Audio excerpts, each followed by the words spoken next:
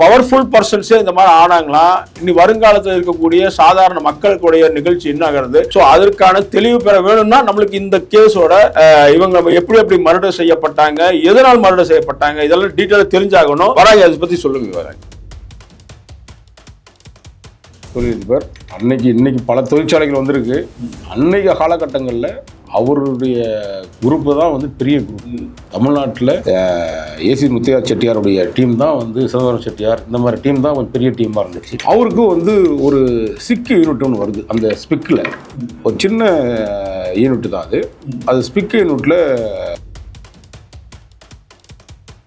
அன்னைய காலகட்டத்தில் பார்த்தீங்கன்னா மூர்த்தியாருடைய இயக்கத்தில் தான் சென்னையில் பெரும்பாலுமான 99% ரவுடிகள் அவர் கட்சியில் இருந்தாங்க. நீங்கள் சென்னையில் இன்னைக்கு பேசப்படி, அதாவது இன்னைக்கு இருக்கிறதுலே வந்து ஒரு 1-2 பேர் தான் இருக்கிறாங்க உயிரோட. ஆனால் அன்னை காலகட்டத்தில் அவங்க வந்து ஒட்டுமொத்தமாக சென்னையை பார்க்குறாங்க. திருவள்ளூர், காஞ்சிபுரம், இந்த பக்கத்தில் இருக்கிற எல்லா ரவுடிகளுமே வந்து குறிப்பாக ஒடுக்கப்பட்ட சமுதாயத்தை சார்ந்தவர்கள் எல்லாமே அவர் பக்கம் நின்னாங்க.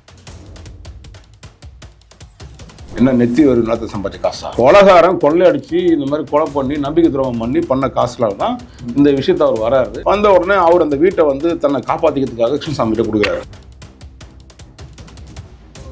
இல்ல, அந்த காலத்துல இருந்த அரசியல்ங்கிறது வேற, இப்ப இருக்கிற அரசியல்ங்கிறது மொத்தமா அப்படி போட்டு அரசியலுக்கு யார் வரணும் வரக்கூடாதுன்னு ஒன்று இருக்கு. ஆமா, நல்லவர்கள் வரணும், நம்ம நாட்டை வந்து ஏதோ ஒரு விதத்துல மாறுதல் கொண்டு வரணும் தான் எல்லாரும் விரும்புறது.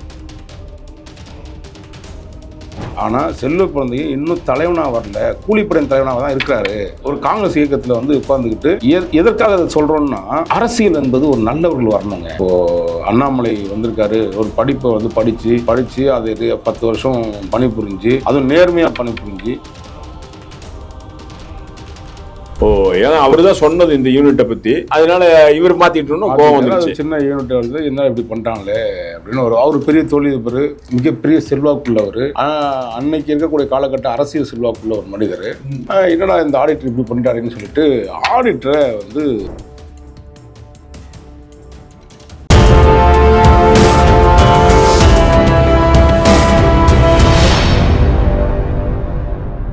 வணக்கம். யூத் தமிழ் நேயர்களுக்கு தொடர்ச்சியாக நமது செல்வ பெருந்தகை பற்றி போன எபிசோட்ல பார்த்தோம், பகுதி 1ல பார்த்தோம். அதற்கு பின்னர் வந்து சிறு இடைவெளி விட்டுட்டு இப்ப மறுபடியும் அடுத்த இதை நோக்கி நகர்றோம். ஆரம்பத்தில் நம்ம பேசும்பொழுது எதை பத்தி பேசணும்னா, மூர்த்தியார், பூவை மூர்த்தியார், அது தொடர்புடைய ஆடிட்டர் பாண்டியன், அது தொடர்பாக நாம் பேசியிருந்தோம். பாண்டியனோட வழக்கு வந்து 1996 பதியப்படுகிறது. 2003 வந்து அவர் வெளியே வந்துறாரு. மாம்பழம் காவல் நிலையத்தில் இந்த இது கேஸ் பதியப்படுது. 2003 செஷன்ஸ் கோர்ட்ல இருந்து விடுதலை என்ற இதுல நோக்கி வெளியே வந்துடுறாரு. அந்த கேஸ்ல 6 பேர் வந்து அக்யூஸ்டா இருக்காங்க. அதுல நம்பர் 1 இருக்கக்கூடியவர் செல்வம் என்ற பெயருடைய செல்வ பெருந்தகை தான். ஸோ இது ஏன் இப்ப எடுக்கிறோம்னா, இது வந்து இன்றைக்கு மறுபடியும் அந்த கேஸை ரீஓபன் பண்ண சொல்லி கிட்டத்தட்ட 20 வருடங்கள் கழித்து இந்த கேஸை வந்து ரீஓபன் பண்றதுக்கு முயற்சி எடுக்கப்படுகிறது. அந்த ரீஓபன் பண்றது யாருன்னு கேட்டீங்கன்னா, இந்த கேஸை ரீஓபன் பண்ணி மறுபடியும் கேஸ் நடத்தணும்னு சொல்லி கேட்கறது. அதாவது கவர்மெண்ட் அப்பீல் போகல, அதற்காக மறுபடியும் ரீஓபன் பண்ணி இது வந்து கேஸை இதை பண்ணி அப்பீலும் போறதுக்கான ஒரு முயற்சி யார் எடுக்கிறாங்கன்னு கேட்டா வாராகி. வாராகி யாருன்னு உங்களுக்கு தெரியும், விசில் ப்ளோயர். நீதிமன்றத்தாலே அவர் விசில் ப்ளோயர் என்று அழைக்கப்படுகிறார். அவருக்கு வந்து ஒரு இதே சொல்லியிருக்காங்க. அந்த மாதிரி அவர் வந்து பல இந்த மாதிரி தமிழ்நாட்டில் இருக்கிற மிக முக்கியமான, அதுவும் சென்னையை சுற்றி இருக்கக்கூடிய மிக முக்கியமான கேஸுகளை எல்லாம் நம்ம வந்து எடுத்து கொண்டு வந்து முன் வச்சு நம்மளுக்கு காமிக்கிறாரு. அந்த இவர் வந்து இன்னைக்கு வந்து அந்த கேஸுக்கு மறுபடியும் ரீஅப்பீல் போறதுக்காக, ரீஓபன் பண்றதுக்காக இந்த கேஸை 20 வருஷம் கழிச்சு எடுக்கிறார். அந்த வாராகி, நம்மளுடைய வாராகி அவர்கள் நம்மளுடைய ஸ்டுடியோக்கு வந்திருக்காரு. இன்னைக்கு இந்த கேஸை பத்தி என்ன ஏது அப்படிங்கறது டீட்டெயில் எடுக்கிறாரு. ஏன்னா ஏன் அந்த கேஸ் அவரு கொலை செய்யப்படுகிறார், புவையார் எப்படி, அதுக்கு பின்னாடி என்ன நடக்குது அப்படிங்கறதெல்லாம் இது வந்து இன்னும் வந்து மக்களுக்கு தெரியாமல் இருக்கிறது. இன்னைக்கு புவையாரோட தம்பி இன்னைக்கு வந்து அவர் எம்எல்ஏவா இருக்கார், ஜெகன், பூவை ஜெகன் மூர்த்தி அவர்கள் தம்பி இதா இருக்கார். ஆனால் அவருடைய அண்ணனுடைய கேஸ் வந்து இன்னும் முடிவு பெறாமல் இருப்பது, அதாவது மக்களுக்கு தெளிவில்லாமல் இருப்பது வந்து நம்மளுக்கு ஒரு கேள்விக்குறியா இருக்குது. அந்த கேள்விகளை உடைக்கும் பட்சத்துல தான் நம்ம வந்து இதையெல்லாம் மறுபடியும் தோண்டி எடுக்கிறோம். இதை பத்தி முழுமையாக டீட்டெயிலாக பேசக்கூடிய இன்னைக்கு நம்மளுடைய ஸ்டுடியோக்கு வந்திருக்காரு நம்ம வாராகி. வணக்கம். வணக்கம் ஐயா. வாராகி, இந்த கேஸ் என்ன எப்படி நடந்தது? அந்த அதாவது ஆடிட்டர் பாண்டியன் சொல்லக்கூடியவர் மிகப்பெரிய தமிழகத்தை ஒரு சக்தி வாய்ந்த ஒரு நபரா இருந்திருக்காரு. அவருக்கு அவரை துணை கொண்டுதான் பூயார் எல்லாத்தையும் காய்கள் நகர்த்திருக்காரு, தமிழ்நாடு அளவுல நகர்த்தி கொண்டிருக்காங்க. ஸோ இப்படிப்பட்ட ஒரு முக்கியமான நேரத்தில் எப்படி பாண்டியன் கொலை செய்யப்படுகிறார், பூயராரும் கொலை செய்யப்படுகிறார், இதோட பின்புலம் என்னங்கிறது உங்களுக்கு கொஞ்சம் தெளிவாக தெரியும். எங்களுக்காக எங்களுடைய வியூவர்ஸ்க்கு அது நீங்கள் என்னங்கிறத தெளிவாக கொஞ்சம் சொன்னீங்கன்னா தான் இந்த கேஸ் ஏன்னா நம்ம தலித்னு சொல்லக்கூடிய அவர்கள் ஒரு முன்னேறி வரக்கூடிய ஒரு இதையே தடை செஞ்சது எங்க யாரு அப்படிங்கிறது தெளிவா தெரிய வேண்டிய ஒரு காலத்தின் கட்டாயத்தில் இருக்கிறோம். ஏன்னா இனி வருங்காலத்தை சரியாக கொண்டு போகணும்னா இந்த இதெல்லாம் எப்படி தலித் தலைவர்கள் எங்கெங்க நசுக்கப்பட்டார்கள், எங்க அவர்கள் நசுக்கப்படுறது மட்டும் இல்ல கொலை செய்யப்படுகிறார்கள், அந்த மாதிரி ஒரு பவர்ஃபுல் பர்சன்ஸே இந்த மாதிரி ஆனாங்களா, இனி வருங்காலத்தில் இருக்கக்கூடிய சாதாரண மக்களுக்குடைய நிகழ்ச்சி என்ன ஆகிறது. ஸோ அதற்கான தெளிவு பெற வேணும்னா நம்மளுக்கு இந்த கேஸோட இவங்க எப்படி மர்டர் செய்யப்பட்டாங்க, எதனால் மர்டர் செய்யப்பட்டாங்க, இதெல்லாம் டீட்டெயிலாக தெரிஞ்சாகணும். வராகி, அதை பற்றி சொல்லுங்க வராகி. அதாவது நீங்கள் 96 இந்த ஆடிட்டர் பாண்டியனுடைய கொலை வழக்கு சமீபத்தில் நடந்துருச்சு. ஆடிட்டர் எதுக்காக கொலை பண்ணார் அப்படின்னு ஒரு கேள்வி எழுப்புறீங்க. கொலை செய்யப்பட்டார் அப்படின்ட்டு. ஆடிட்டர் பாண்டியன் யாருன்னு கேட்டிங்கன்னா, சென்னையில் நீங்கள் சொன்ன மாதிரி பிரபலமான முக்கிய தொழிலதிபர்கள் எல்லாத்துக்குமே அவர் தான் ஆடிட்டராக பணிபுரிஞ்சார். அது மட்டும் இல்லை, குறிப்பாக இந்த வழக்கு ஆடிட்டர் பாண்டியனுடைய கொலை வழக்கில் ஒரு விஷயத்தை உங்கள்கிட்ட பேசணும்னா,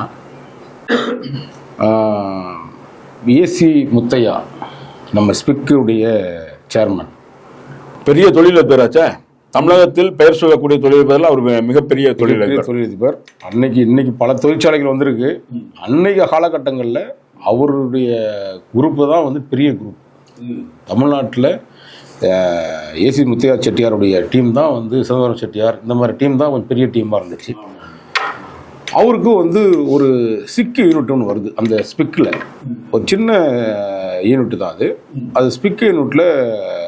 அதாவது சின்னதுன்னா நான் ஏதோ நீங்கள் 10 கோடி 5 கோடிலாம் நினச்சாதீங்க. நான் சொல்கிறேன், அந்த காலகட்டத்திலேயே அது 100 கோடி ரூபா பிரமாணம் உள்ள ஒரு இல்லை. அவர் பெரிய கோடீஸ்வரர் தான். அவர் நம்ம பொட்டி கடை நினச்ச கூடாது இல்லை. சின்ன இங்கே அவரோட பெரிய இதாக அவர் இறக்குறதுக்கு முன்னாட்ட ஒரு தத்தெடுத்தும் கூட இது பண்ணி அப்புறம் அவரே இறந்துட்டாரு. அந்த செய்தியெல்லாம் தெரியும், மக்களுக்கு ஓரளவுக்கு அந்த செய்தி தெரியும். சிக் யூனிட்ல என்ன பண்றாருன்னா, அப்போ ஆடிட்டர்கிட்ட ஒரு வார்த்தை சொல்றாரு பாண்டியன்கிட்ட, சார் இது கொஞ்சம் ப்ராஜெக்ட் போட்டு கொஞ்சம் டெவலப் பண்ணுறதுக்கு என்ன வழின்னு பாருங்கள் சார் அப்படின்னு அவர் சொல்கிறாரு. அப்போது அவர் சம்மந்தமாக பேங்க்கு மற்ற விஷயங்கள் எல்லாத்தையுமே டிஸ்கஸ் பண்ணி அந்த நிறுவனத்தை தன்னுடைய மனைவி பேரில் மாற்றிக்கிறார் ஆடிட்டர் பாண்டியன். ஆமாம்.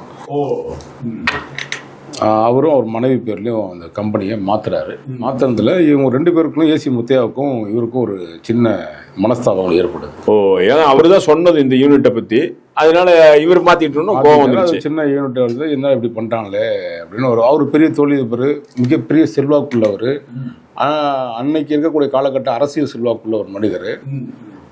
என்னடா இந்த ஆடிட்டர் இப்படி பண்ணிட்டாருன்னு சொல்லிட்டு ஆடிட்டரை வேற ஒரு தொந்தரவு பண்ணணும் அப்படின்னு முயற்சி பண்ணுறாங்க. அப்போ சில பஞ்சாயத்துக்கு அப்போல்லாம் உங்களுக்கு ரவுடிசம் தலை தூக்கிட்டு இருந்த காலகட்டம். அப்போ சென்னையில் இருக்க முக்கியமான ரவுடிகள் எல்லாத்தையுமே வச்சு சில பேருக்கு தகவலாக சொல்லி அவர் எப்படியா மிரட்டி அந்த கம்பெனி திரும்பவும் அவருக்கே சேர்ந்துடணும்னு நினச்சாங்க. அந்த காலகட்டத்தில் அப்போது இவர் யார்கிட்ட தஞ்சாடின்னு தெரியாமல் இவர் டெல்லிக்கு பறந்து போயிடுறாரு. யார்? ஆடிட்டர் பாண்டியன் டெல்லிக்கு போயிடுறாரு. டெல்லியில் ஒரு ஐஏஎஸ் ஆஃபீஸரை சந்திக்கிறாரு. இல்லை, அதாவது ஏசி முத்தையாங்கிறது மிகப்பெரிய தொழில் அதிபர்னு தெரியும், அவரோட பெரிய பின்புலம் இருக்குன்னு தெரியும். இன்னைக்கு நீங்கள் சென்னை மாநகரத்தில் எடுத்தீங்கனால பிரைம் லொக்கேஷன் சொல்லக்கூடிய அனைத்து இடங்கள்லையும் அவருக்கு இன்னைக்கு சொத்துகள் இருக்குது. நீங்க அண்ணா சாலையில், நம்ம பக்கத்தில் இருக்கிற அண்ணா சாலையில அண்ணா மேம்பாலத்தில் இறக்க போனீங்கன்னா அந்த பக்கம் முத்தையாவோட மிகப்பெரிய ஒரு ஷாப்பிங் காம்ப்ளெக்ஸ், அந்த கார்னர் முழுக்க அவங்க தொழில் இருக்குன்னு வச்சுங்களேன். ஆமா. இப்போ என்னன்னா அங்க ஒரு இஷ்யூ வரும்போது அப்போ தனக்கு டெல்லிக்கு அவரு தப்பிச்சு போயிடுறாரு. டெல்லி தப்பிச்சு போன உடனே என்ன ஆயிடுதுன்னா, அங்கே ஒரு ஐஏஎஸ் ஆஃபீஸரை சந்திக்கிறாரு. அந்த ஐஏஎஸ் ஆஃபீஸரை சந்தித்த உடனே அவர் வந்து சொல்கிறாரு, எனக்கு உயிருக்கு ஆபத்து இருக்குது, சென்னைக்கு போனான்னு சொன்ன உடனே, இல்லை நான் ஒரு ஆளை சொல்கிறேன், நீ அங்கே போனேன்னா அவர் சேஃப் ஆக்கிடுவார் உன்னை அப்படின்னு. அன்னைக்கு புரட்சி பாரதத்தினுடைய நிறுவன தலைவர் அண்ணன் மூர்த்தியார் அவர்களை தொடர்பு கொண்டு, இந்த மாதிரி நம்ம நண்பர் ஒருத்தர் வராரு, அவருக்கான உதவிகள் என்ன தேவையோ சட்ட உதவிகளை பண்ணி கொடுங்க அப்படின்னு சொன்ன உடனே, அன்னைய காலகட்டத்தில் பார்த்தீங்கன்னா மூர்த்தியாருடைய இயக்கத்தில் தான் சென்னையில் பெரும்பாலுமான 99% ரவுடிகள் அவர் கட்சியில் இருந்தாங்க. நீங்கள் சென்னையில் இன்னைக்கு பேசப்படி, அதாவது இன்னைக்கு இருக்கிறதுலே வந்து ஒரு 1-2 பேர் தான் இருக்கிறாங்க உயிரோட. ஆனால் அன்னை காலகட்டத்தில் அவங்க வந்து ஒட்டுமொத்தமாக சென்னையை பார்க்குறாங்க, திருவள்ளூர், காஞ்சிபுரம், இந்த பக்கத்தில் இருக்கிற எல்லா ரவுடிகளுமே வந்து குறிப்பாக ஒடுக்கப்பட்ட சமுதாயத்தை சார்ந்தவர்கள் எல்லாமே அவர் பக்கம் நின்னாங்க. ஓ, அவரோட அந்த நீங்கள் சொல்கிற ரவுடிகள்ங்கிற பெயர்களை யாராச்சும் குறிப்பிட முடியுமா? அவருக்கு 1-2ன்னு சொன்னால் பரவாயில்ல, நிறைய தான் 99% சொல்லிட்டேனே, அப்போயே புரிஞ்சுக்கிங்களேன். இன்றைக்கி இருக்கிறத 1-2 பேர் தான் உயிரோடு இருக்கிறாங்க. அதெல்லாம் தாண்டி அப்போ அவர்கிட்ட அடைக்கலம் போனோடனே, அடைக்கலம் என்ன பண்ணுறாருன்னா, இந்த மிரட்டல் வந்தோடனே யாருன்னு பார்க்குறாரு, சம்மந்தப்பட்ட ரவுடி பேரில் கூப்பிட்றாரு. அப்போது எல்லாருக்குமே மரியாதை பேசுவார். அவர் மூர்த்தி அண்ணனை பொறுத்தவரையும் என்னென்னா, இப்போ நீங்களாக இருந்தாலும் நானாக இருந்தாலும் சின்ன வயசில் ஒரு 10 வயசு பையன் வந்தாலும் சரி, அண்ணே வாங்கண்ணே நல்லா இருக்கீங்களாண்ணே அப்படின்னு தான் கூப்பிடுவார். அவருக்கு அந்த அண்ணன் அப்படின்னு சின்ன வயசாக இருந்தால் கூட அவங்கள பார்த்து என்ன தம்பின்லாம் கேட்க மாட்டார். அண்ணா வாங்கண்ணே, என்னென்ன வேணும், அண்ணன் என்ன பண்ணணும் அப்படின்னு தான் கேட்பார். அப்படி ஒரு பண்புள்ள ஒரு மனிதர். அப்போ ஒரு பிரச்சனை வந்தோடனே சம்மந்தப்பட்ட அதிகாரிகள் வந்து இவங்களை கூப்பிட்டு சொல்கிறார் ரவுடிகளை, ஆனால் இது வந்து பாண்டியண்ணன் வந்து நம்ம ஆளுனே, நமக்கு உதவி நல்லது கிட்ட கூட இருப்பாருண்ணே அப்படின்னு சொல்லிட்டு, அன்னைக்கு மூர்த்தியாருடைய அடியாள இருந்தவர் தான் வந்து இந்த செல்வ பெருந்தகை. நான் கடந்த இதில் கூட உங்களுக்கு சொல்லியிருந்தேன், மணிமங்கலம் ஒரு ஊர், மணிவாக்கம்னு சொல்லியிருப்பேன், மணிமங்கலம் அது. ஸோ மணிமங்கலத்தில் இருக்குன்னு சொன்னீங்க. ஆமாம், குக்கிராமம் அது, அந்த இடத்துல இருந்தவர். அப்போ அந்த செல்வ பெருந்தகை அங்கே செல்வம். அப்போ ஆனால் செல்வனை வாங்கினே, இது நம்ம சார்னே, இவர் நம்ம ஆடிட்டர்னே மேலேருந்து சொல்லியிருக்காங்கண்ணே, சாருக்கு என்னென்ன பக்கமாக வந்து இருந்து உதவி பண்ண முடியும் அதெல்லாம் கூட வந்து ஹெல்ப் பண்ணுங்க. ஏன்னா அப்போ வந்து அவர் செல்வம் வந்து எங்கே வேலை செய்கிறாருன்னா, நம்ம ரிசர்வ் பேங்க் ஆஃப் இந்தியாவில் அட்டெண்டராக இருக்கிறார், ஒரு ஓஏ. அந்த வேலை வாங்கி கொடுத்ததே வந்து அண்ணன் மூர்த்தியார் தான். ஸோ அதன் அடிப்படையில் வந்து இவர் வந்து கூப்பிட்டு மூர்த்தியாரை சொல்கிறார் இவர்கிட்ட. அப்போ அந்த பழக்க வழக்கங்கள் ஏற்படுது. அந்த பழக்க வழக்கத்தில் இவர் எவ்வளோ பெரிய கோட்டீஸ்வரன், யாராருக்கெல்லாம் பார்க்குறாரு அப்படின்னா, இவங்களுக்கு ஒரு டீம் நெட்வொர்க் போட்டு செல்வ பெருந்தகை தான் அடியாள் வேலை பாடி கார்ட்ஸ் பார்க்குறாரு. யாருக்கு? ஆடிட்டருக்கு. அப்போது ஆடிட்டர் வீட்டுக்கு போகிறது, அவங்க மனைவி சந்திக்கிறது, இந்த மாதிரி. அப்போ டி நகரில் வீடு அவருக்கு, யார் ஆடிட்டருக்கு. நம்ம காமராஜர் நினைவு மன்றம் இருக்கு இல்லையா, எதிர்த்த மாதிரி சந்தில் தான் அவருடைய வீடு. அப்போ அந்த இடத்துல அவர் பார்க்கும்போது இவர் சுற்றி இவரோட வாட்ச் பண்ணி பார்த்தா அண்ணன் வந்து பெரிய இடத்துல இருக்காரு போகுது. அப்போ வரையும் ஒன்றுத்துக்கு போதா செல்லா காசா 10 ரூபாய் கூட பிரயோஜனம் இல்லாத ஒரு நபர் தான் செல்வம். அடியால் தானங்க செல்வம், கூலிப்படை தலைவர் தானே. இப்போ அப்பா கூலி வேலை செஞ்சுட்டு இருந்தாரு, இப்போ கூலிப்படை தலைவன் ஆகிட்டார், அவ்வளோதான், வேற ஒன்றும் கிடையாது. வேற ஒன்றும் பெரிய டிஃப்ரெண்ட்லாம் கிடையாது. நீங்கள் அவரோட ஸ்டோரி சொல்லுங்க, கூலிப்படை தலைவரா இல்லையா நாங்கள் டிசைட் பண்ணுறோம், மக்கள் டிசைட் பண்ணுவாங்க. இல்லைங்க, இருந்ததானே சொல்ல முடியும், நான் இல்லாத ஒன்று புதுசாக சொல்ல முடியாது சார். நான் தான் சொல்கிறேன் சார், 96 அவர் மேலே கேஸ் கிரைம் நம்பர் இருக்குது சார். இந்த பாண்டியன் மர்டர் கேஸில் 762/96 மாம்பழம் போலீஸ் ஸ்டேஷன், ஓகேங்களா. இந்த கேஸ் அப்படியே இங்கே இதாகலன்னு சிபிசிஐடிக்கு மாற்றுறாங்க. சிபிசிஐடியில் மதிப்பா நான் வந்து இது பாருங்க, எனக்கு செல்வ பெருந்தகைக்கும் தனிப்பட்ட விதமான எதுவும் கிடையாது, தனிப்பட்ட இல்லை யாரும். ஆனால் செல்வ பெருந்தகை இன்னும் தலைவனாக வரல, கூலிப்படையின் தலைவனாக தான் இருக்கிறாரு. ஒரு காங்கிரஸ் இயக்கத்தில் வந்து உட்காந்துக்கிட்டு எதற்காக அதை சொல்கிறோன்னா, அரசியல் என்பது ஒரு நல்லவர்கள் வரணுங்க. இப்போது அண்ணாமலை வந்திருக்காரு, ஒரு படிப்பை வந்து படித்து அது 10 வருஷம் பணிபுரிஞ்சு, அதுவும் நேர்மையாக பணிபுரிஞ்சு, அதில் திரும்பி வந்து பிஜேபிக்கு துணைத் தலைவராக வந்து அப்புறம் வந்து தலைவராகி இப்போது 4 வருஷம் தலைவராகி தமிழ்நாட்டில் ஒரு மிகப்பெரிய ஒரு மறுக்க முடியாத சக்தியாக அண்ணாமலை வந்து இருந்தார். ஸோ அண்ணாமலைன்னா இப்படி இருக்காரு, தலைவர்னா இப்படி இருக்கணும். அப்படி ஒவ்வொரு குமரியானந்தன் இறந்தார். இந்த காங்கிரஸ் இயக்கத்துக்கு வந்து அவரெல்லாம் வந்து பிதாமகன் மாதிரி. அவருடைய நேர்மை, அவருடைய கடைசி வரையும் தன்னுடைய கொள்கையில் எந்த விதமான மாற்றுகள் இல்லாமல் இன்னைக்கு இருக்கக்கூடிய அரசியல்வாதிகள் நம்ம செந்தில் பாலாஜி மாதிரி 4 கட்சி ஏறி இறங்கிடுறது.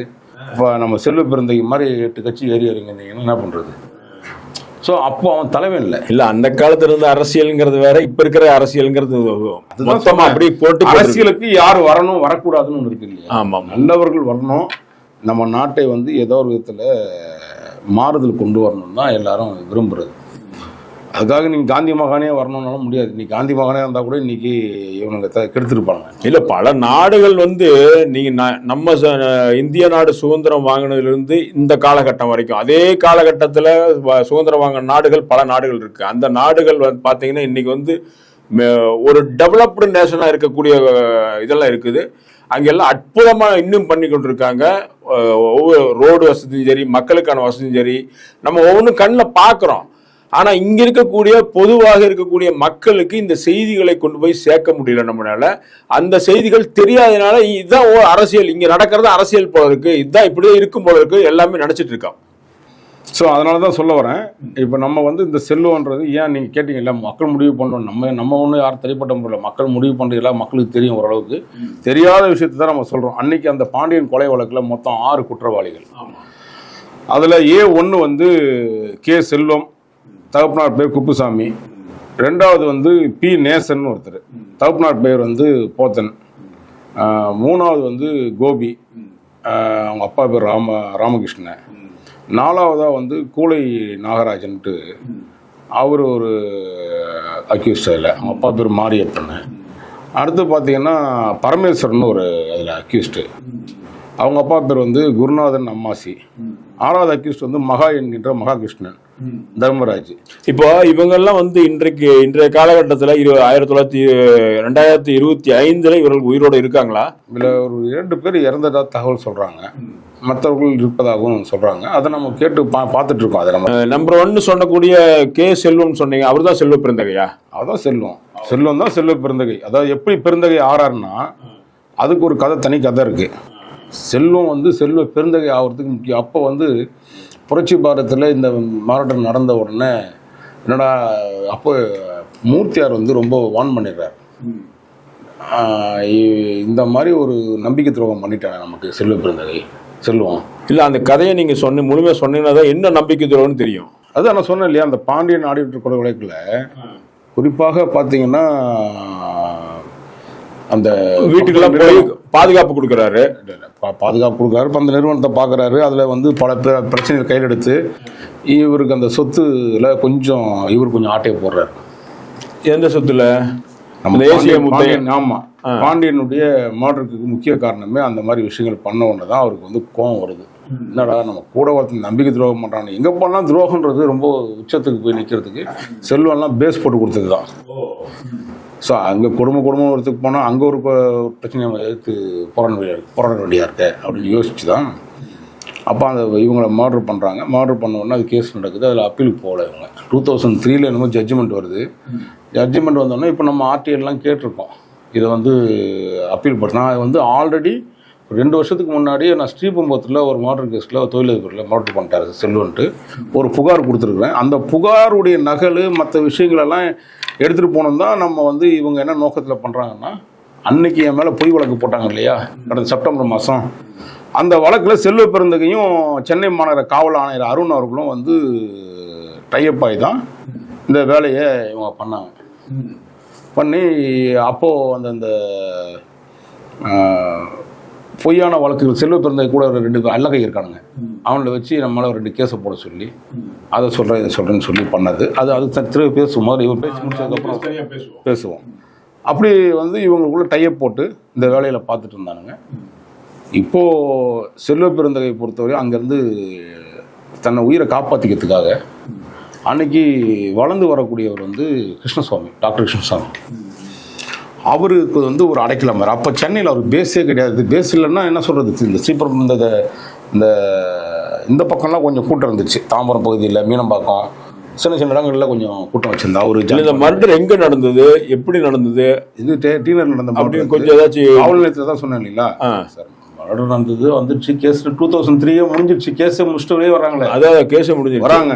சுருக்கமாக சொல்லியிருக்கேன். பிரச்சனையை வந்து காப்பாற்றிக்க தான் எங்கே வர்றாரு, கிருஷ்ணசாமிகிட்ட போறாரு. கிருஷ்ணசாமிகிட்ட போறாரு. கிருஷ்ணசாமிக்கு அப்போ சென்னையில் அலுவலகம் கிடையாது. சென்னையில் அலுவலகம்னு நான் சொன்ன காமராஜர் நினைவு மண்டபத்துக்கு ஆமா டி நகர்ல. ஆமா, அங்க அவர் ஆடிட்டர் பாண்டியனுடைய வீட்டை இவர் தான், ஆடிட்டர் பாண்டியனுடைய மனைவி எல்லாம் இவர் மிரட்டிடுறாரு.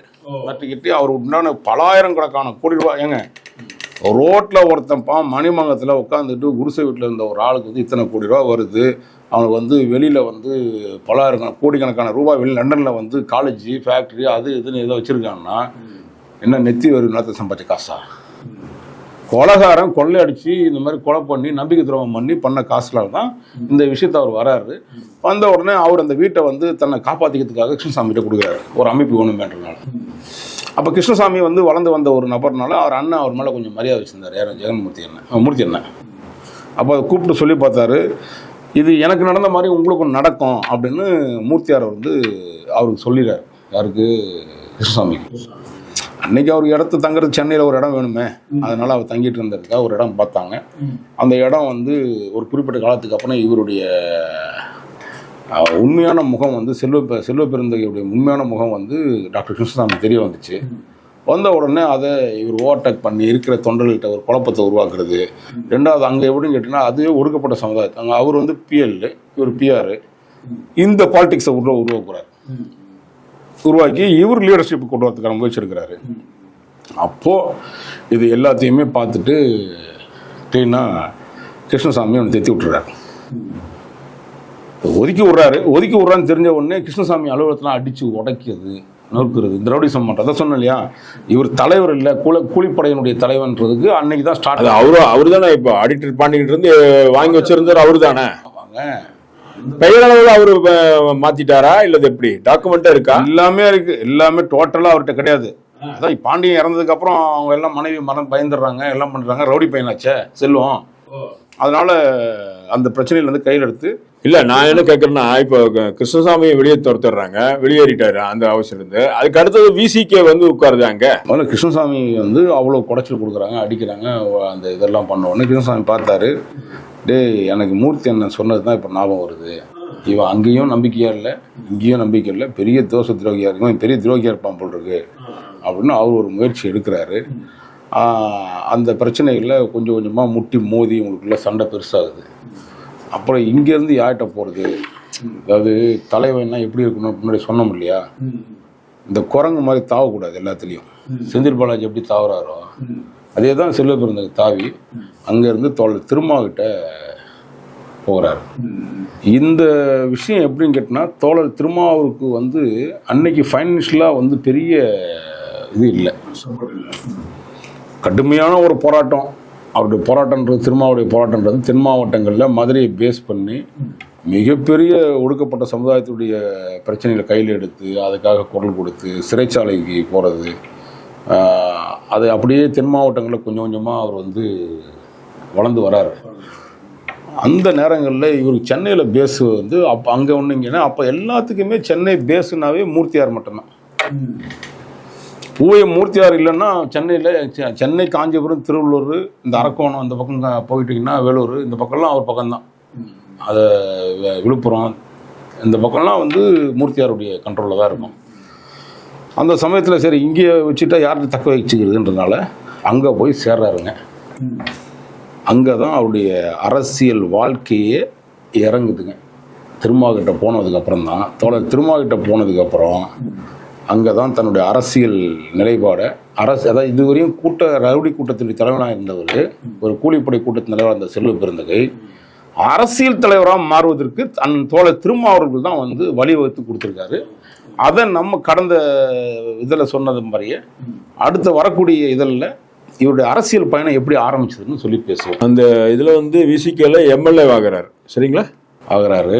அது எப்படி வந்தார் உள்ள, எதை பேஸ் பண்ணி தோழர் திருமாவை ஏமாத்தினாரு, ஏமாற்றி மங்களூரில் எப்படி சீட்டு வாங்கினாரு, அந்த சீட்டில் வாங்கிட்டு அப்புறம் அவருக்கு அங்கே எப்படி துரோகத்தை திருமாவுக்கு பண்ணாருன்றதை அடுத்த இதில் நம்ம அதில் பேசுவோம். ஆமாம், ஏன்னா நீங்கள் வந்து எப்படி கிருஷ்ணசாமி வந்து அந்த கிருஷ்ணசாமி அலுவலகம், அதாவது புதிய தமிழ் அலுவலகத்தை எப்படி வெளியேற்றினாங்களோ அதே போல் கொஞ்ச நாள் கழிச்சு நீங்கள் விசிகேவை அந்த இடத்த விட்டுட்டு அவங்க வந்து கோயம்பேடு அந்த மெயின் ரோட்டில் போயிடுறாங்க.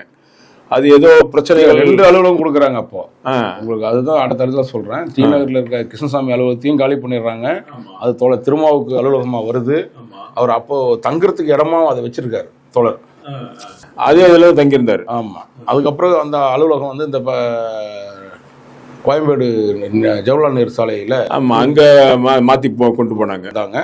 அது அடுத்த இதில் வந்து ரொம்ப தெளிவாக அடுத்த இதில் இருந்து காணொலியில் வந்து கண்டிப்பா நீங்க சொல்ற அந்த திருமாவோட இந்த நீங்க சொல்ற டி நகர்ல இருந்த அலுவலகத்துக்கும் நான் போயிருக்கிறேன். அப்போ வந்து அங்கதான் செல்வ பிறந்தகையை நான் பார்த்திருக்கேன். அங்கதான் எனக்கு அவரு எதுக்கு இந்த நிகழ்வு தயவு செய்து இந்த நிகழ்ச்சி எதுக்குன்னு கேட்டீங்கன்னா, அரசியல்ல நல்ல தலைவர்கள் வரணும். ரவுடிகள் வந்தா கடைசியா சவுக்கு சங்கருக்கு ஏற்பட்ட நிலைமை தமிழ்நாட்டுக்கே ஏதாவது ஏற்பட்டுரும்ன்ற பயத்துல தான் இந்த நிகழ்ச்சியை மக்கள்கிட்ட இதை எடுத்துட்டு போய் சேர்க்கணுன்றத நல்ல நோக்கத்தை தான் செய்யறோம். யார் மீதும் எந்த காழ்ப்புணர்ச்சியோ நமக்கு வந்து தவறாக ஒருத்தரை சித்தரிக்கணுன்ற நோக்கமும் நமக்கு கிடையாது. உண்மையை உறக்க சொல்லிடுறோம், அவ்வளவுதான். அதான் உண்மையை உள்ளபடி சொல்றீங்க. இதுல வந்து உங்ககிட்ட எல்லாத்துக்கும் எவிடன்ஸ் வேற இருக்குன்னு சொல்றீங்க. எல்லாத்துக்கும் கையில் வச்சிருக்கீங்க. எல்லாத்துக்கும் எவிடன்ஸ்னா பேப்பர் தாங்க. அரசாங்கத்தை வந்து போட்ட பேப்பர். என்ன எவிடன்ஸ்னா என்ன கொடுக்க சொல்றீங்க?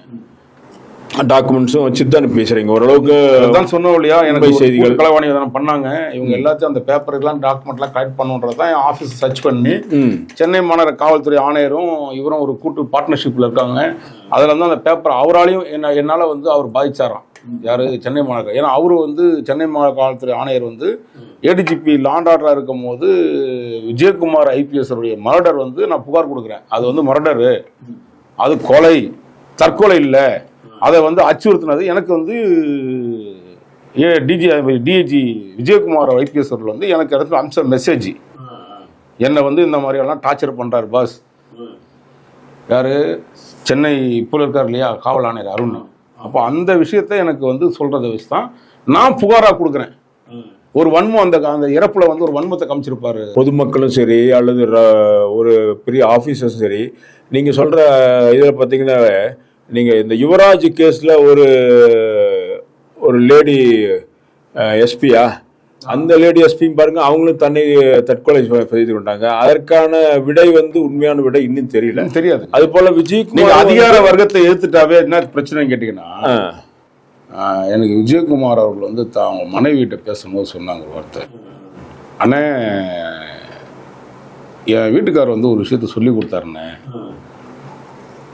பிரச்சனை வரும்போது தள்ளி போயிடுதான் நல்லது, பெருசாகிடுச்சுன்னா நம்ம வந்து தாக்கு பிடிக்கிற அளவுக்கு இல்லை, கடந்து போகிறத வழியை பார்க்கணும் அப்படின்னு அந்த அந்த அம்மா மருத்துவர் அது ரொம்ப வருத்தப்பட்ட ஒரு விஷயம். ஏன் நான் வந்து இந்த பிரச்சனையை கையில் எடுக்காமல் இருக்கேன், கண்டிப்பாக ஒரு நாள் நீங்கள் ஒரு நல்ல இடத்துக்கு வந்து அந்த நீதிமன்றத்துக்கு நாடி கொண்டு வருவீங்க, அன்னைக்கு நான் வரேனே, இந்த சட்ட போராட்டத்துக்கு நான் கை கூட இருப்பேன்னு அந்த அம்மா சொல்லியிருக்கு.